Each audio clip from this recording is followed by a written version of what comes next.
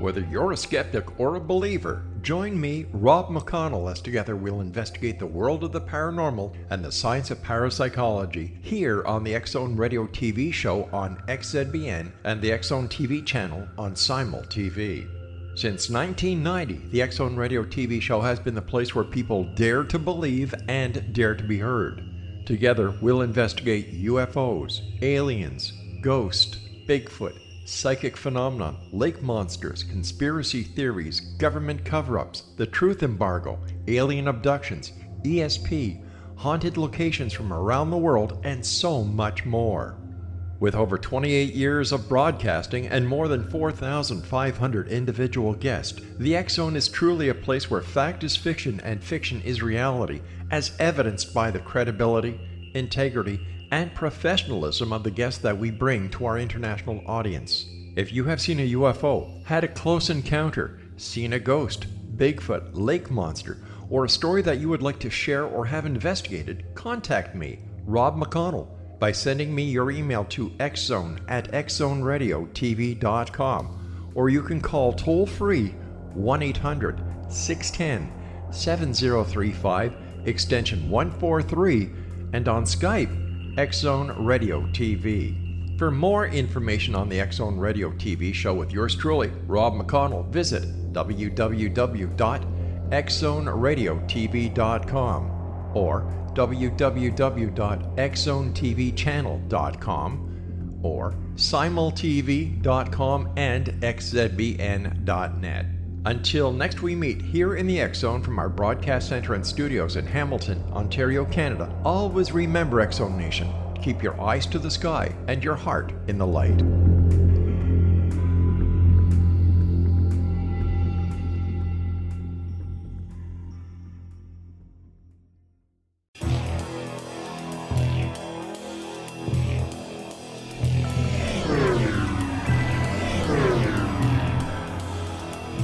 This is A Different Perspective with Kevin Randle. A retired U.S. Lieutenant Colonel, Kevin Randle has been studying UFOs for nearly 50 years. Kevin has investigated some of the most famous UFO cases in the world and has been consulted for dozens of documentaries about UFOs. Considered one of the leading experts into the Roswell UFO crash of 1947, Kevin has written more than 25 books about UFOs, including the recently published Roswell in the 21st Century. Now, here is the host of A Different Perspective, Kevin Randle.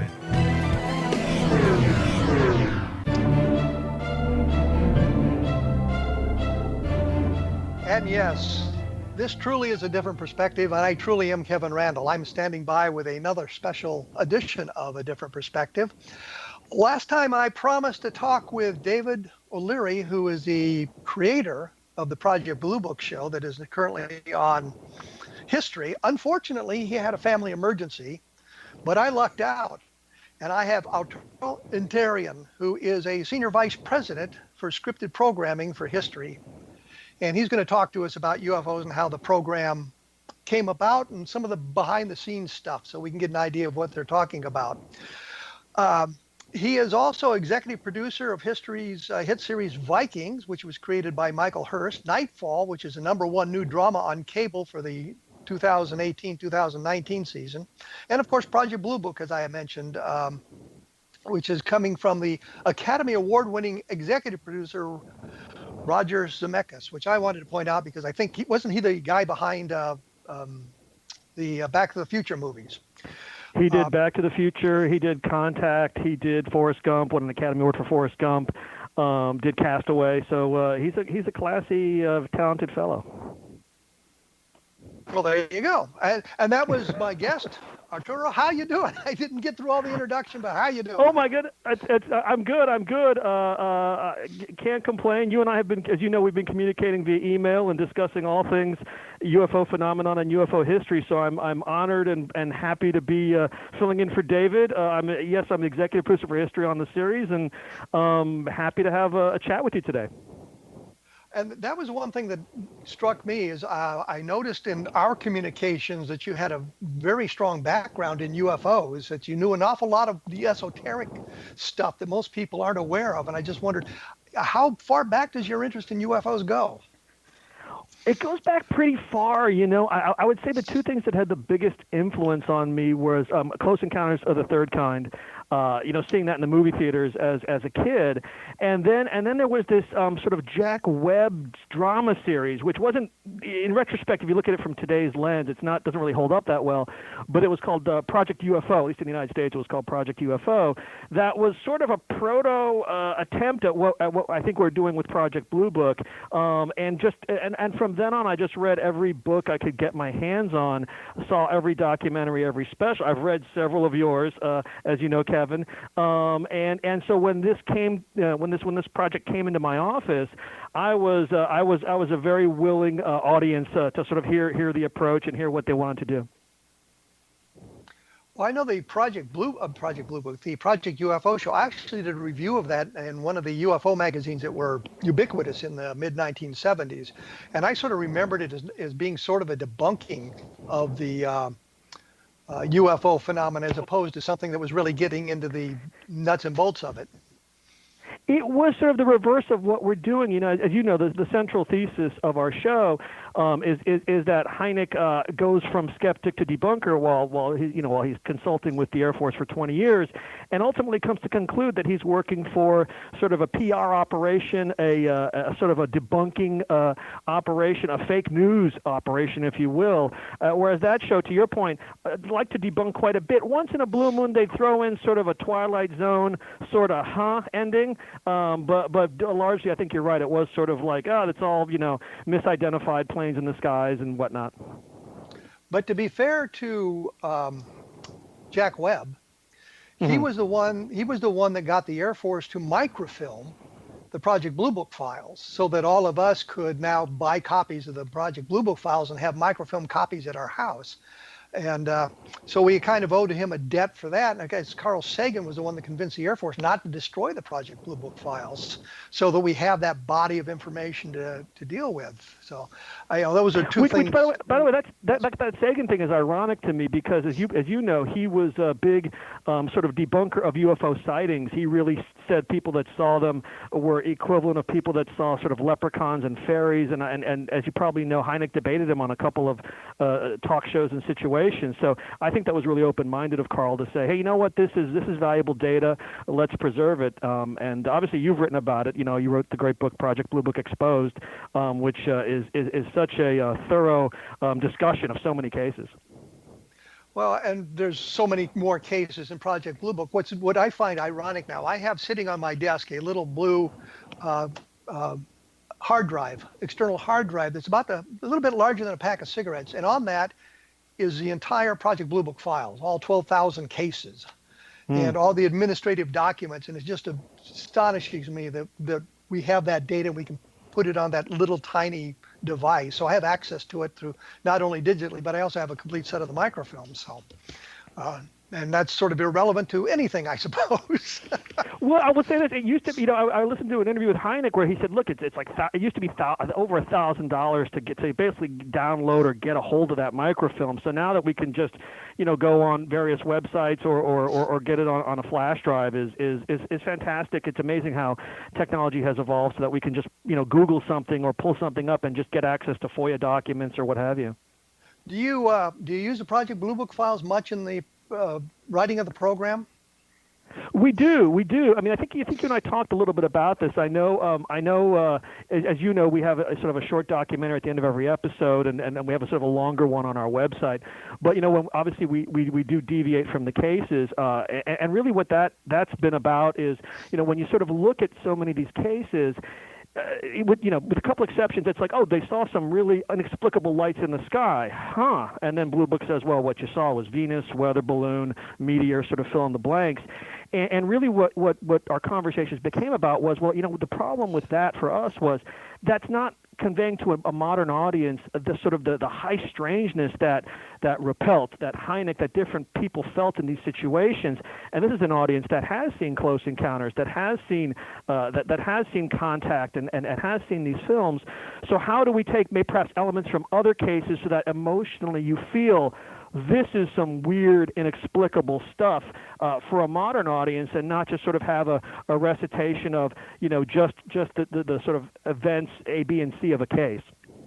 Well, you know that my colleagues in the UFO field are very divided on the program, and many of them are just outraged by it, and they don't seem to be able to separate the fact that it's a drama from the reality of the situation. And you have suggested in the past that this is a way of, as you just said, bringing it to a modern audience. Have you gotten that feel from the UFO community? What is the feedback you get from the UFO community other than just me? Well, it really depends. I think there's a certain guard that really wanted a documentary. They seem to be sort of a vocal small group. The show and yet I have tremendous respect for them, because we sort of stand on the shoulders of a lot of their work in trying to bring these sorts of stories and cases to a broader audience. I think in terms of the general response, it's been positive from UFO podcasters that really delve into this, to the fact that our ratings have been really excellent. Project Blue Book so far is the #1 new cable drama series in the 2018-2019 season.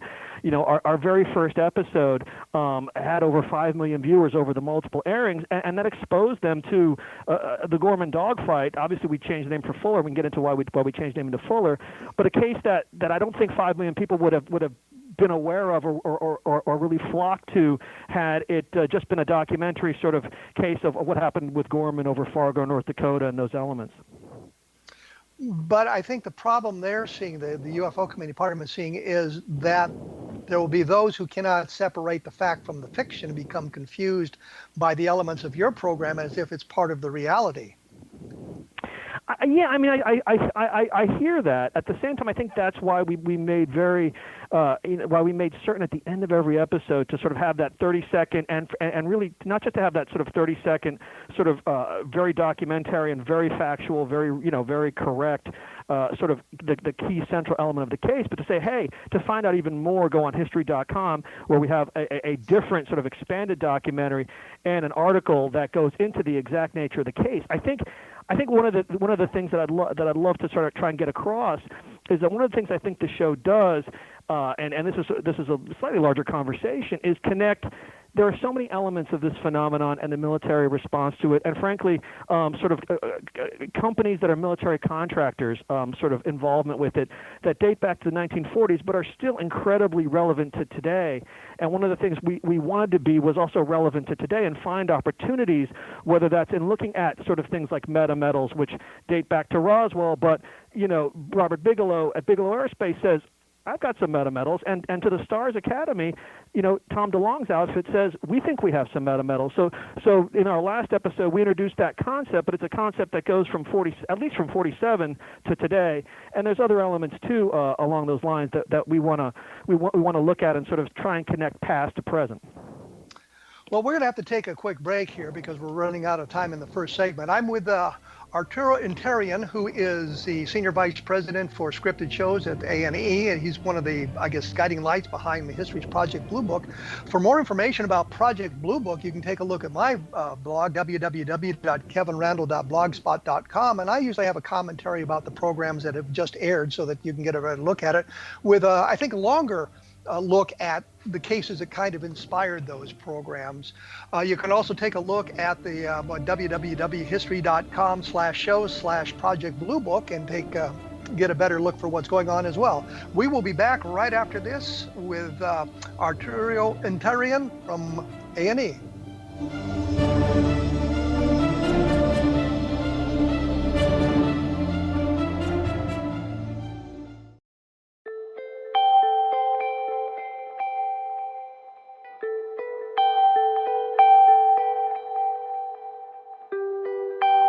It's hard to listen to the news without realizing we're living in volatile, unprecedented times. Yet never has there been such an opportunity to transform the human condition. As old structures fail, where can we find the guidance to co-create a better way? Find Your Path Home is an ever-evolving, leading-edge information, education, and healing resource center designed to support and guide you on your path to unity and enlightenment. Based on sound principles employed by shaman worldwide, we provide techniques that can support you through the current transitions, offering online shamanic classes, international long-distance shamanic healing sessions, complimentary Mission Evolution radio episodes and Stairway to Heaven TV vignettes, seminars, retreats, and much more. All of this can be found on findyourpathhome.com. So I was watching the X Zone TV channel last night when I was abducted by aliens, and they kept repeating to me over and over again, simultv.com, simultv.com. What's simultv.com? That's what I asked them. They had it written on the side of their UFO. How do you spell that? UFO. No, I mean simultv.com. simultv.com. simultv.com. Right. simultv.com. Interesting that you were abducted by aliens in a simultv.com UFO last night. Oh, yeah? Yeah. Now that you mention it, I remember now last night I was awakened from a deep sleep. My great-grandmother was standing there. She said she'd come from the hereafter to tell me about simultv.com. She even spelled it out for me. simultv.com, sonny boy. simultv.com. simultv.com, sonny boy. Wow. Yeah. Guys, you'll never guess what my psychic guru just told me. simultv.com. Exactly. Are you guys psychic too? Of course. We all know about simultv.com. simultv.com.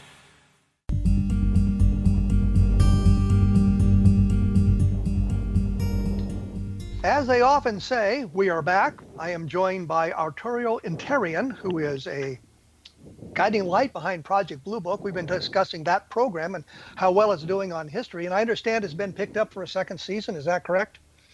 It has. It's incredibly validating and exciting that people have really responded to it. You know, one of the challenges we also faced in season one is, you get 10 episodes, so you're trying to sort of wrap your arms around cases that are representative of the high strangeness of Project Blue Book, that are roughly from that 48 to 53 era, and to sort of have a chance to sort of maybe explore things a little more deeply that we didn't even get to in season one, and not feel the pressure to try and get everything in there, I think is really an exciting creative opportunity. Well, I spoke to Paul Hynek several weeks ago about the program, because after the first episode, I was a little bit bothered by the portrayal of his father. I thought that it was a little bit over the top. I mean, I knew Hynek. I didn't know him well. I'd met with him a couple of times. I'd been to Chicago to visit with him a couple of times. We went on an investigation together. So I knew Hynek, and I was kind of worried about the way he got into the airplane. Involved with the airplane crash and all of that sort of thing. And I wondered what the Hynek family thought about that. So I talked to Paul Hynek, and he said that you all had been in communication with them, talking to them about it, and worked with them on it. They were pleased. The Hynek family was pleased with the way their father was being portrayed, and part of that came out of your discussions with the Hynek family. And how did they get involved with this? Yeah, I mean, we reached out to them. We really wanted to. We talked a lot about authenticity. I think there's some historians that really want hyper accuracy, and we can have that talk. But certainly in terms of authenticity, we wanted to really have the people that knew him best, which was obviously his family, and Paul and Joel came on board. One of the first discussions we had was, Hynek was really, it was important to him to popularize science, to find ways to popularize not just science, but this topic of UFOs. And you see that he had sort of a sense of humor about it. When he was at Kufos, his letterhead literally had like a little green man, an ET, delivering him the mail as the top of his letterhead. If you watch Close Encounters of the Third Kind, he's there with his iconic pipe, looking at grays. This is not a guy that I think took himself, that seriously, that he was in some ivory tower. I think he loved the idea of sort of popularizing these topics. And when Paul told me, he said, look, I think he, with this approach, he would kick back, pop some popcorn, put on his slippers, and just enjoy it, and be happy that it's popularizing the topic and introducing people to the topic.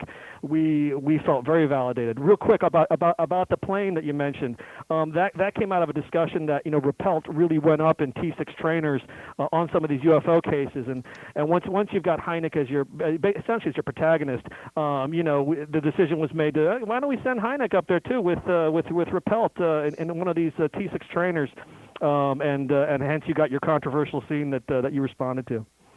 Well, since you mentioned Ruppelt, is Quinn really Ruppelt, or is he a combination of characters?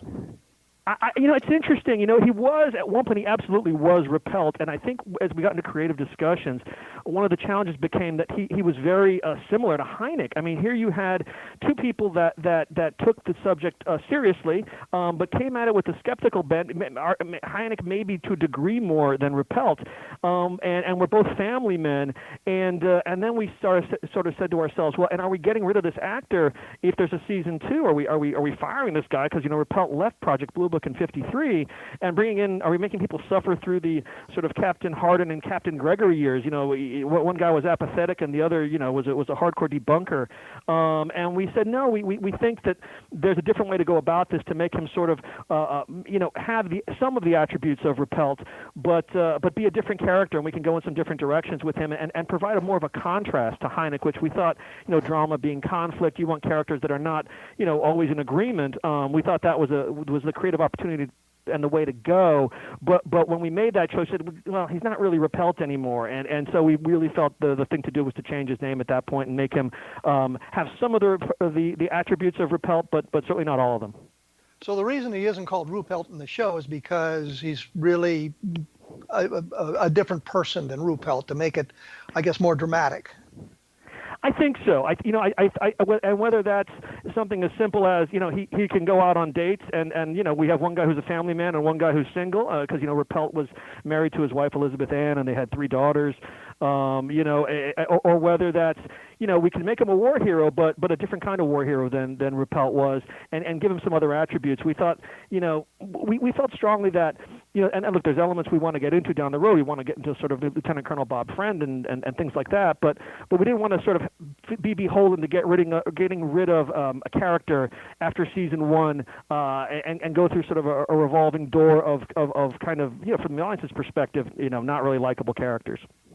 Well, I noticed that you bounce around in the time frame. Your timeline isn't linear. I mean, you go to you go to the Lubbock Lights, you go to Flatwoods, you go back to the Green Fireballs, which I guess was last night's program. Oh, I shouldn't say that. I've just dated the program. One of the earlier programs, the Green Fireballs. So you're jumping around in time, and that I think is a bit confusing. Maybe confusing for some people. I don't quite understand the reason for that jumping around. I think we had a discussion on that. Had we been picked up for 5 seasons, season 1 would have been, shortly after, Roswell and Project Sign is formed, and, Captain Snyder and Colonel Howard McCoy and Al Ledding deal with, the Child's Witted and the Gorman dogfight and some of these 1948 events.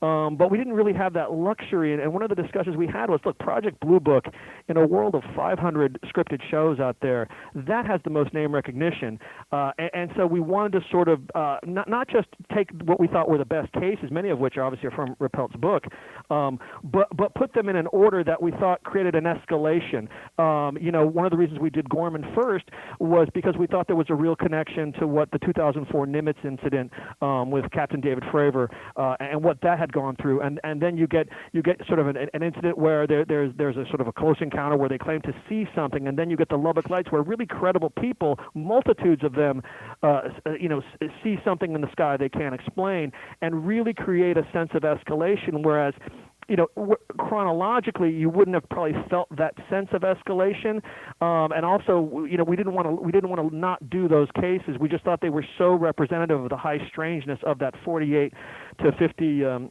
52, 53 era.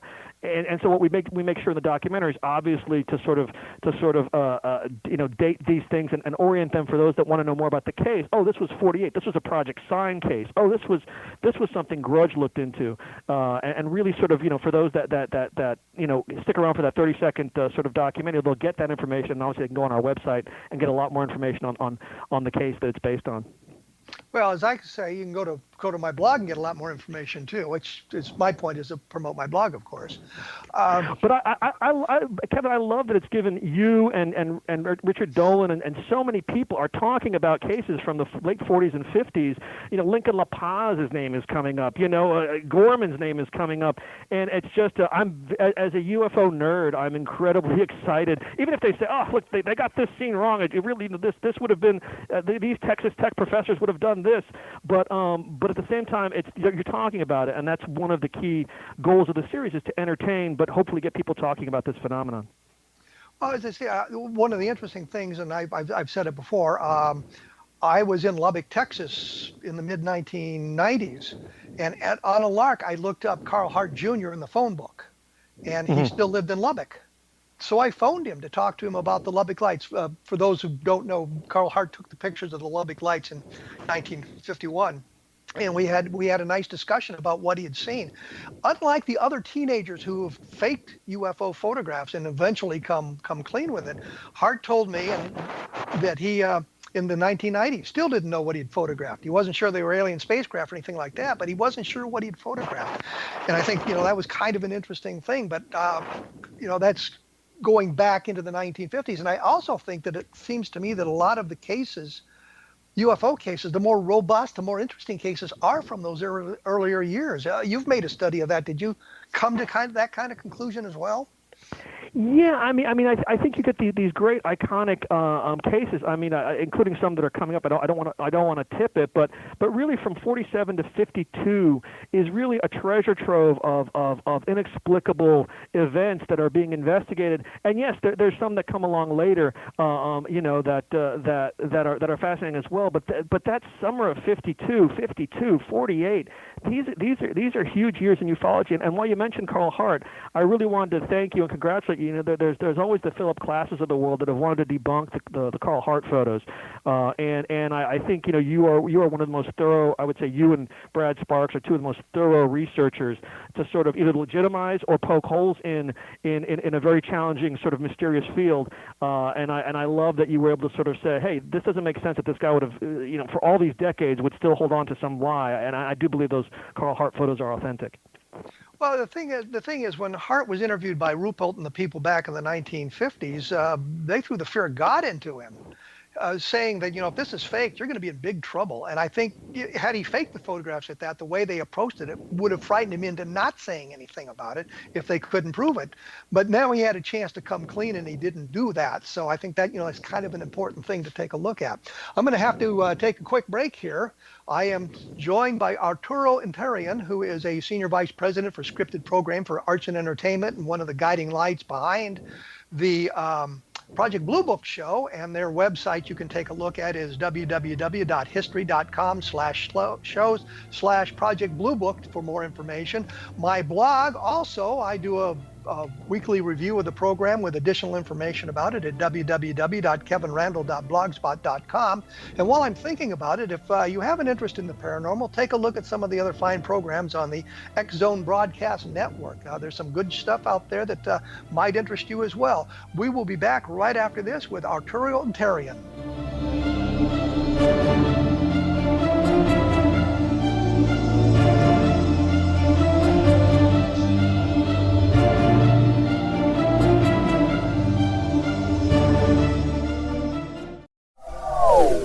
They are here, and they've been here for thousands of years, making their presence known in the shadows. They might be seen by a lonely motorist on a deserted road late at night, or by a frightened and confused husband in the bedroom he is sharing with his wife. But who are they? What do they want? Why are they here? Perhaps most concerning, has the government been aware of their presence all along? The new book by L.A. Marzulli, UFO Disclosure, the 70-year cover-up exposed, delves into the world of UFOs. Can full disclosure be soon?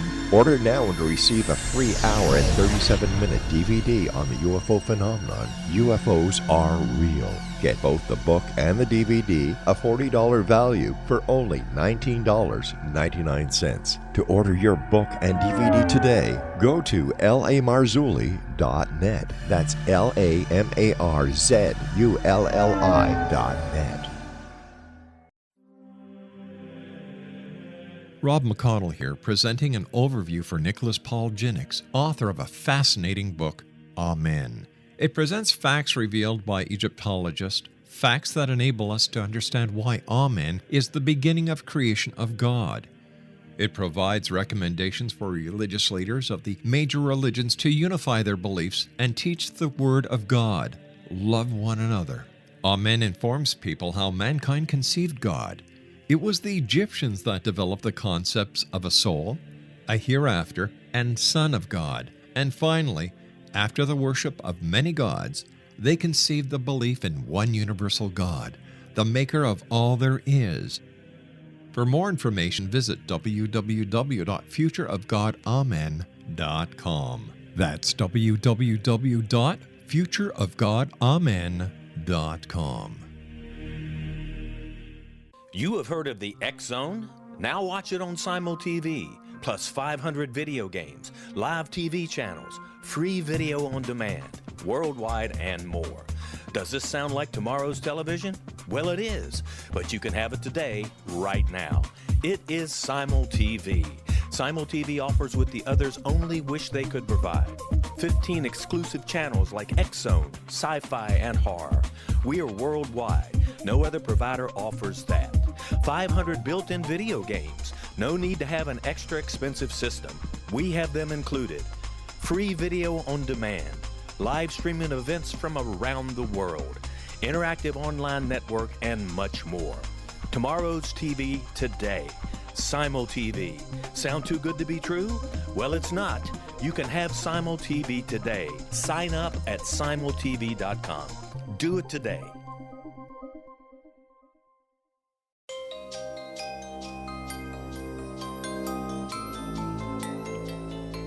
And I have returned. I'm joined by Arturo Interian, who is a senior vice president at Arts and Entertainment. We're talking Project Blue Book and UFOs and that sort of thing. I guess the one thing that I wanted to know, and you sort of touched on it, but what was the inspiration for coming up with the program? What was David Leary's motivation for presenting this program on Project Blue Book?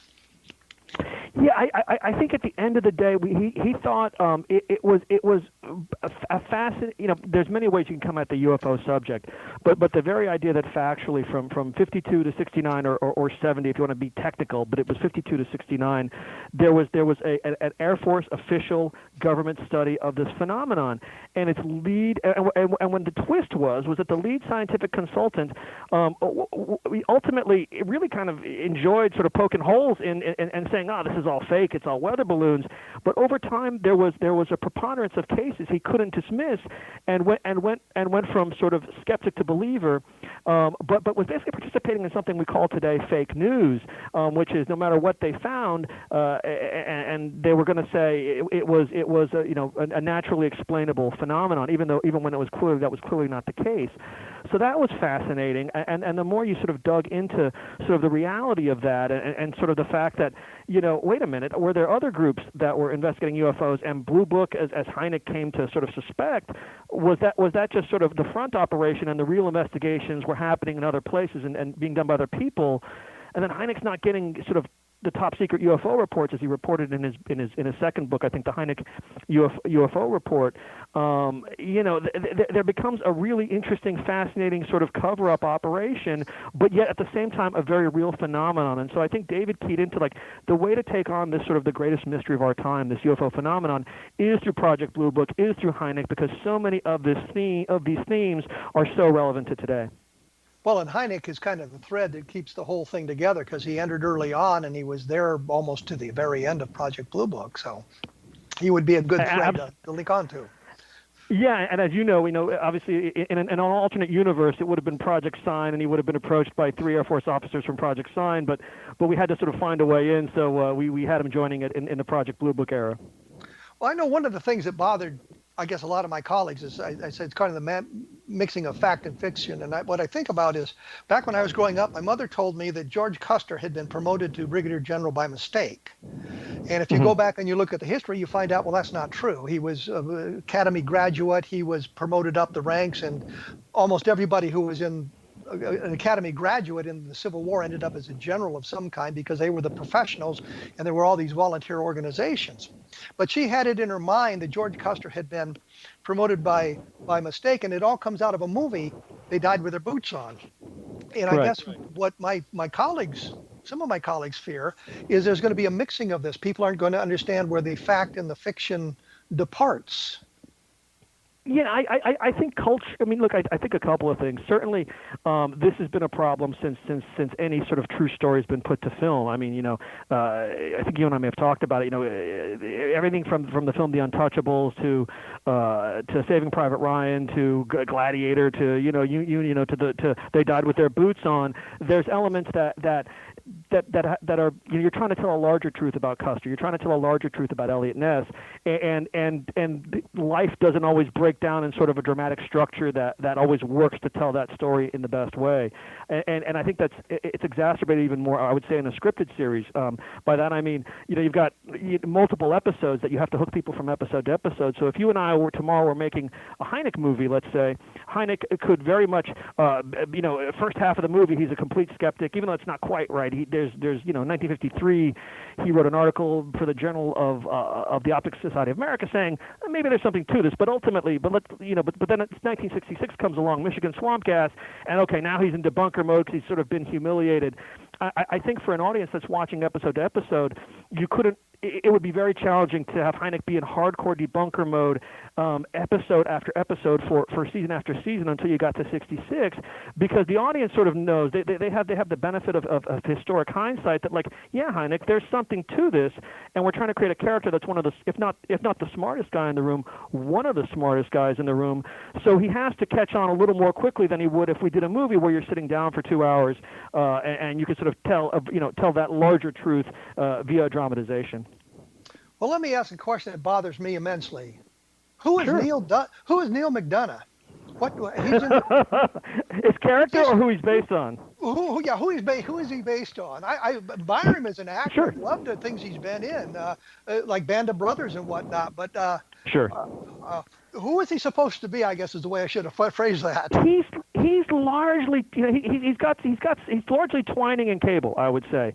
He's someone that before our show starts knows that there's something to this phenomenon, and is going to is going to keep a policy that keeps a lid on it. But so I'd say those are two of the he maybe has a little General Samford in there, but once we sort of said we want this guy to not be gone after a season, then you sort of have to do a composite sort of general, and then you feel like, well, if he's going to do this, that, and the other, we got to change the name, because really now he's not Twining anymore. Now he's not Cable either. So so those are some of the people that I think that are in his DNA, if you will. And if you want to nitpick here, I noticed last night he's wearing an Air Force Commendation Medal. Mm-hmm. That medal wasn't created until 1958. Well, I'm going to have my wardrobe person fired immediately. I'm kidding, Kevin. I know. As a ex-military, I noticed those little things, and I'm probably like one of only 4 people in the entire country that would have picked up on that. Sometimes those things happen, and we try never to do it. And you and I have talked a little bit about this. Sometimes those things happen because it looks good on the uniform. So that's how those cheats can happen. Well, and a lot of people, I do notice. You used to be in Hollywood, they just throw the stuff on the uniform and nobody really paid much attention to it. And in today's world, they seem to get it much more accurate. The ribbons are in the right precedence on the chest. They're not upside down. They're not mixed together. The wearing of the various insignia is proper. So that's come a long ways in the last 40 years or so. So that's kind of impressive. And while we're nitpicking, I just want to tell people out there that a couple things. Yes, Hynek has a pipe. You'll see 2 things. You'll see it in later episodes. He had it in earlier episodes. The scenes were scenes at home that we ended up cutting and not making the final sort of cut of the episode. We have to be sort of roughly 45 minutes. And also, I found that like a guy with a pipe looking around sort of a mysterious scene is just very. It almost played too Sherlock Holmes, almost like a parody. So we're very judicious about his use of the pipe. And one other sort of inside baseball detail, as you know, he played Littlefinger on Game of Thrones, Aidan Gillen, who's our amazing lead actor. And the discussion became like, well, Hynek for many years had a goatee, but the worry was that he's going to look like Littlefinger in the goatee. So can we just have him have like just a beard? And Aidan was very keen to like, this is a new character. So I think the goatee will show up at some point down the road, but just to sort of get the show on its feet, we didn't want to have him look too much like Littlefinger. Yeah, and I noticed he was Littlefinger right away, and I was yelling, "Where's Sansa when we need her?" and that's probably That's not pride. No, it's what appealed to him is he had played such a horrible villain, and yes. here was sort of a very decent man, a family man, kind of up against a giant sort of Air Force and government machine, and that really appealed to him. Well, I've just got a couple of minutes left here with you. Sure.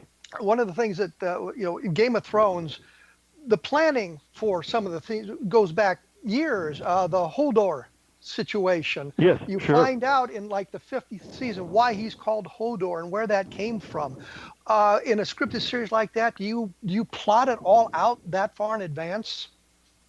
We do. I'd say yes and no. We knew we had 10 episodes, so we knew that there was some things we had to resolve, and there's things that we hope we're going to be able to get to. And I know we're short on time, so maybe at some point down the road I can discuss with you why that secret group is not the Majestic 12, but I'm sure many people think it is the Majestic 12, and I can talk to you about the 4 or possibly 5 secret UFO policy groups that I believe exist and why I believe they exist, and which ones had power and which ones didn't. But nothing in the show, I would say this, nothing in the show is random. If you see something like, wow, that didn't happen, there is a larger conversation or a larger point. It's really been thought about. So, anything from Russian spies to a secret UFO policy group has really been thought about and poured over and discussed historically. Well, I just have run out of things to say because I haven't run out of time, basically. Sure. Let me thank you for taking the time to join me here on A Different Perspective and talk about Project Blue Book and some of the behind-the-scenes things that are going on and the directions things are going and how things came to be. The website, I guess, is www.history.com/slow/Project Blue Book. Any hints of things coming in the future?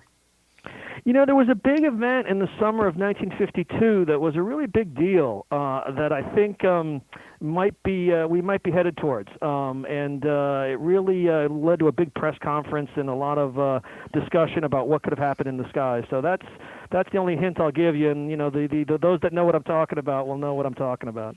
Well, and last night's hint, there we go again, last night's hint. In the hint we got from a previous show, it looks like you're going to deal with the Florida Scoutmaster next up. Sonny DeVerger, we're going to do our take on the Scoutmaster case. And that'll be interesting to see how you do it.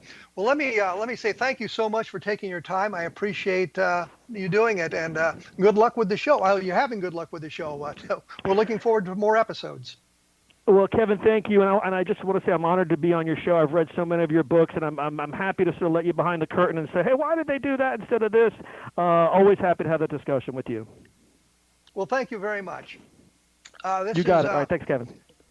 This has been Arturo Interian, who is the Senior Vice President of Scripted Programming for Arts and Entertainment. You'll find out more about things at www.kevinrandle.blogspot.com. When we come back, I'm going to take a few minutes to discuss the last program we did and then a little bit more about things I've seen about Project Blue Book. We will be back right after this.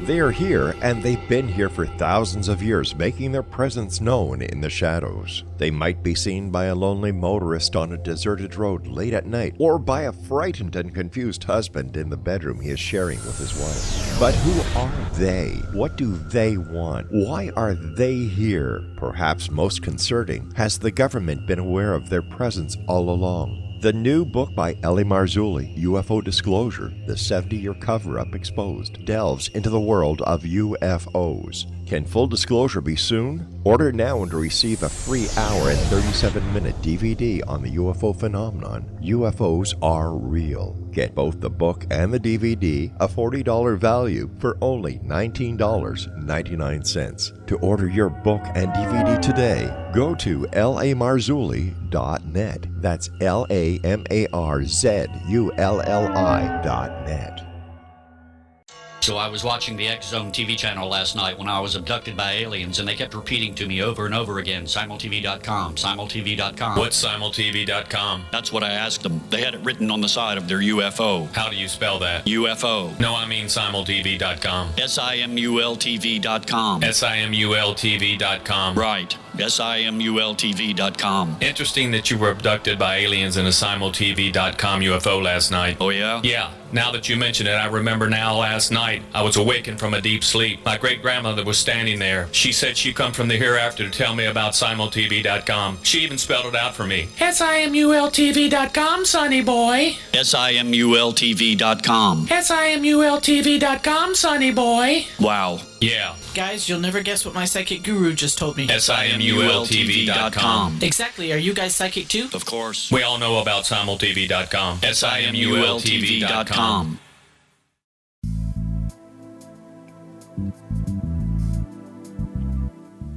I am back, and I say I am back because I had to let the guest go. We had him just for 3 segments there. I appreciated the time he took to speak with us about Project Blue Book. One of the things I wanted to do before we close this show out today is last week we were talking about Treasure Quest, and we had Cappy on it, Keith Pleskett. And one of the things that always bothered me is, he mentioned that he had 2 tours in Vietnam. And I always said, am I the only guy that only had 1 tour in Vietnam? And he explained it to me at one point, that what it meant was that he had been in Vietnam for 7 months. He went on R, he came back, and that was his 2nd tour. I always thought of that as a single tour. You got a vacation in the middle of it. And so by that thought process, I had 2 tours as well, so I can join the club, I guess. My first tour was 10.5 months because they screwed up and I didn't get my R&R in the middle of the tour. And I had about 4 weeks when I came back, which means I didn't go through the Great Depression that everybody else did when they got back from R&R, realizing they had months to go. I had weeks to go, so I didn't care. But I hope that those of you who listened to the program and listened carefully picked out some of the things that were said about Treasure Quest and the reality of that program. And I am astonished that I've had very little feedback on that program. And I thought there would be people who would want to discuss the things that Pleskett said to us while we talked about Treasure Quest and the reality of the program. But one of the things that people had asked me is they found this treasure at the very end of the 2nd season. It's this Incan sun god and these little llama figurines, and why they didn't do anything more. And I think that kind of answers the question about how valuable was that treasure they found, what they had found. It wasn't very, because they didn't come back for a 2nd season there. They went into a different direction, and they went off to chase another treasure, which is all based on a book written by, I think it's C.J. Prodgers, about his Bolivian adventure, and that's where we are with Treasure Quest now. So those of you who are excited about the Treasure Quest programs,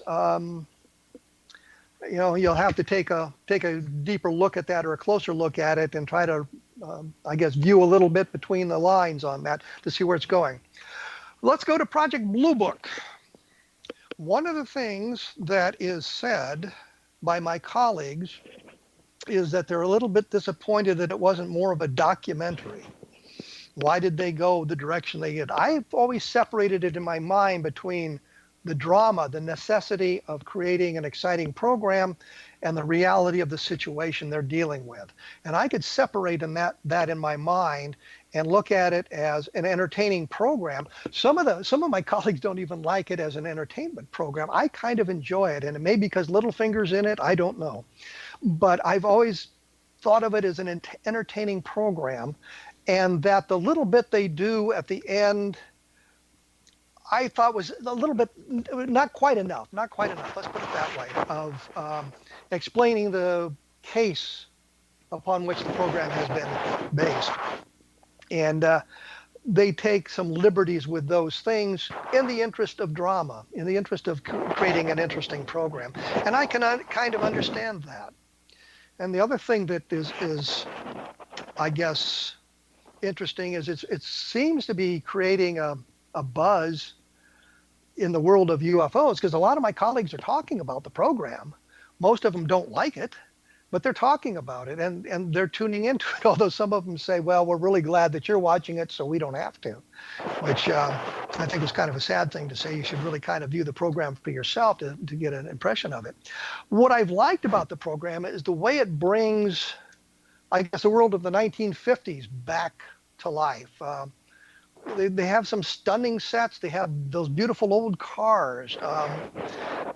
You get a real feel for the 1950s, the early 1950s, late 1940s from the program, which is irrelevant to the UFO aspect of it. So the question, I guess, is it a disservice to ufology that they're really doing a program that is more X-Files-like than it is a history of Project Blue Book? Is that a bad thing?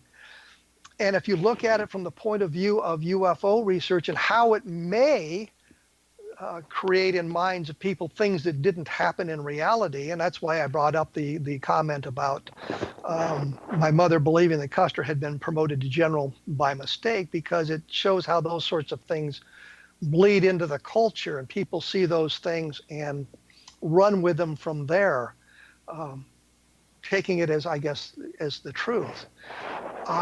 But I've always looked at the program, I guess, because it is more leans more toward the fictional aspects of the UFO field than it does to the reality of the UFO field. I see this great dichotomy there that I just don't think that people would not be able to make the distinction between the fact and the fiction. And I say that reluctantly because I did see in TV Guide the other day, and I don't buy it, I just pick it up at the newsstand to read the jeers and cheers section of it, that Project Blue Book got cheers for the way they were presenting the program and delving into the reality of the UFO phenomenon. So my concern about people not being able to separate the truth out of there may be in fact a truth, that people cannot do that. So that was one of the things that, and I've talked to Arturo about that frequently, about why things are done the way they are on the program.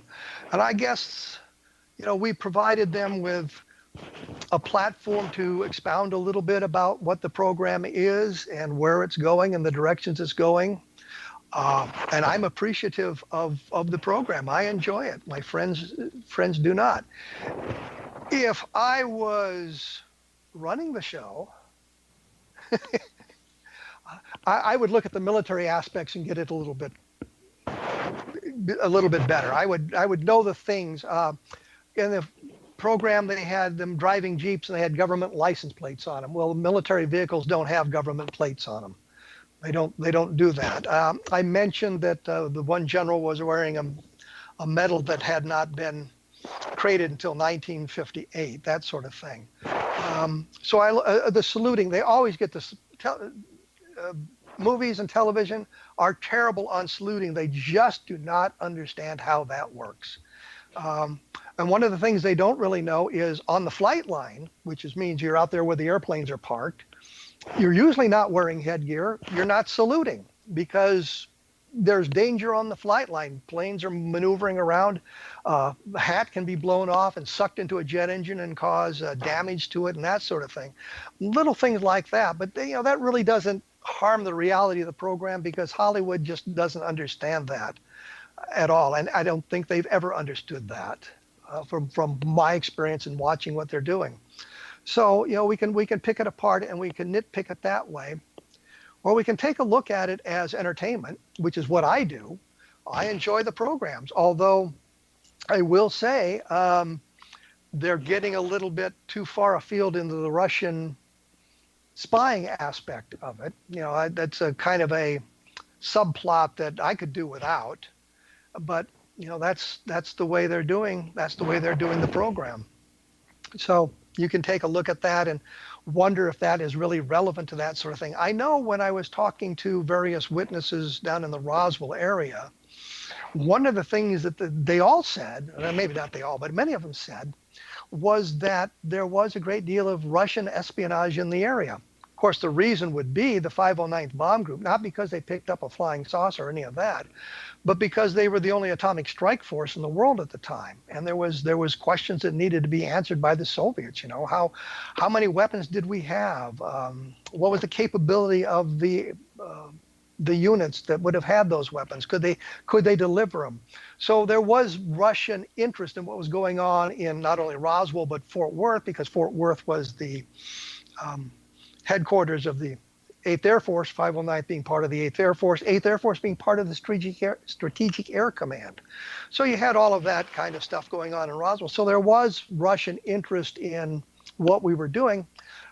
James Carrion, when he talked about his Roswell deception, brought all of that together. There's a lot of Russian stuff going on, and a lot of the UFO phenomenon was related to this idea of attempting to convince the Russians that we were, our capability of what was for retaliation was much greater than it was.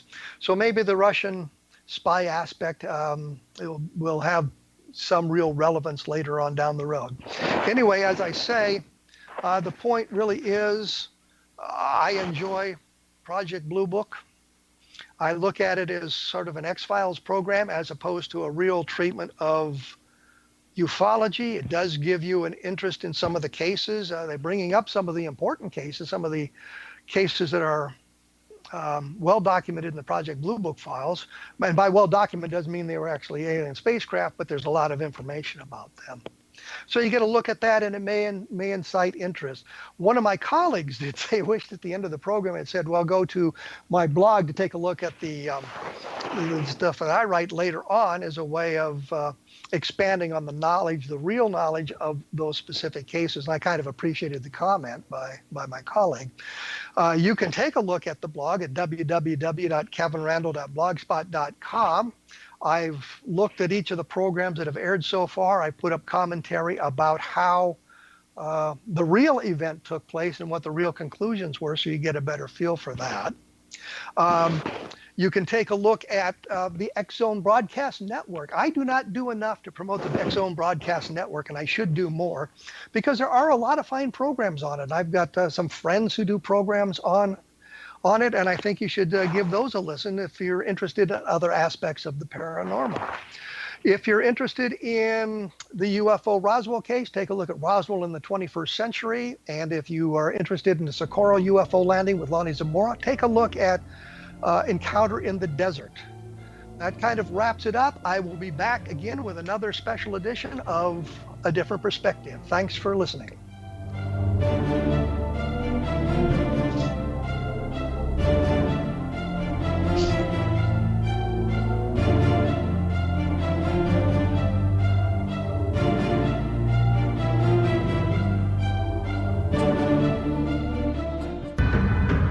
If you are looking for a safe, zero-calorie natural option to the harmful artificial sweeteners on the market today, Just Like Sugar is what you're looking for. Just Like Sugar is a wonderful natural alternative for those health-conscious people who choose a calorie-restricted diet with a great, pure, sweet flavor that tastes just like sugar. Just Like Sugar is a great natural option for people suffering from diabetes and may be useful in restricted diet programs where standard sugars are not allowed and does not cause a laxative effect of some other sweeteners.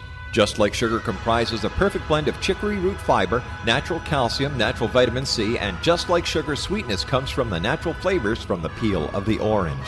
Just Like Sugar is a natural alternative to harmful artificial sweeteners and will change the way that you believe all natural sweetener products taste.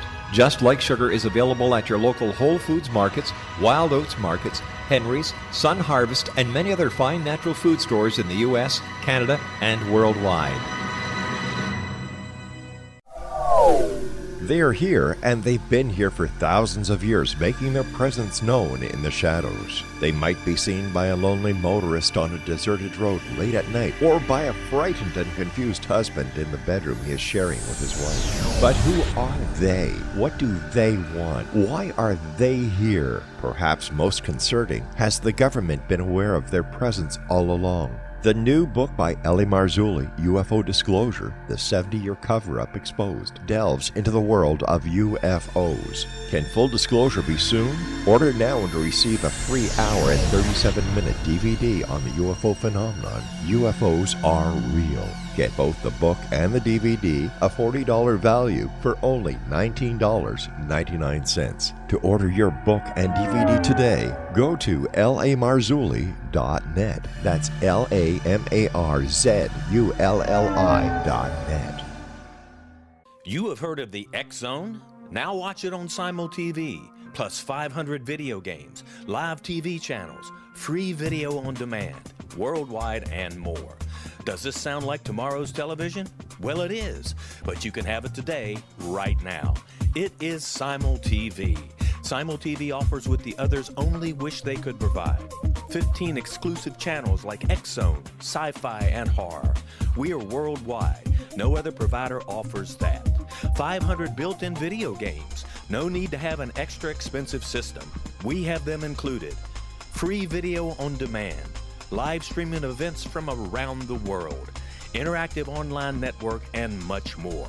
Tomorrow's TV today. Simul TV. Sound too good to be true? Well, it's not. You can have Simul TV today. Sign up at simultv.com. Do it today.